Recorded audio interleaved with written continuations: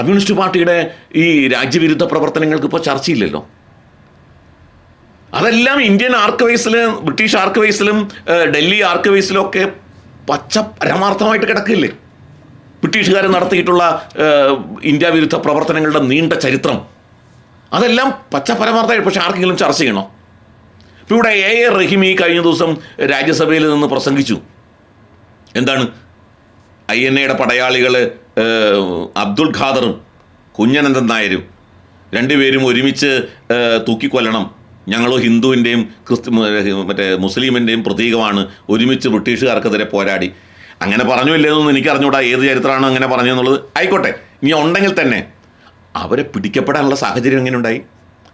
British പോലീസുകാർ ഈ പറയുന്ന INA പടയാളികളെ പിടിച്ചത് എന്തുകൊണ്ട്? അവരെ ഒറ്റുകൊടുത്തതാരാണ്?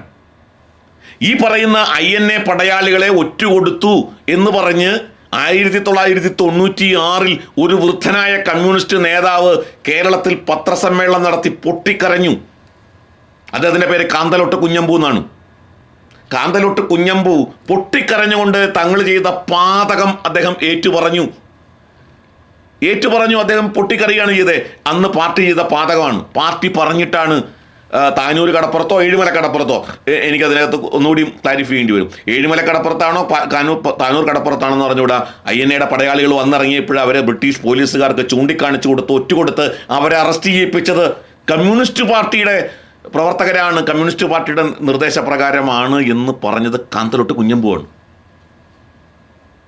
ഇങ്ങനെ ഉള്ളൊരു ചരിത്രമുള്ള കമ്മ്യൂണിസ്റ്റ് പാർട്ടിയുടെ നേതാവ് INA പടയാളികളുടെ വീമ്പ് പറഞ്ഞിട്ട് പേര് പറഞ്ഞിട്ട് രാജ്യസഭയിൽ അഭിമാനിക്കുമ്പോൾ ഈ സുഭാഷ് ചന്ദ്രബോസിനെയും INA ഒക്കെ കമ്മ്യൂണിസ്റ്റ് പാർട്ടി എന്താണ് വിളിച്ചിരുന്നത്? ടോജോവിൻ്റെ കഴുത, ഞങ്ങളുടെ നേതാവല്ല ഈ ചെറ്റ, ജപ്പാൻകാരുടെ ചെരുപ്പ് നക്കി.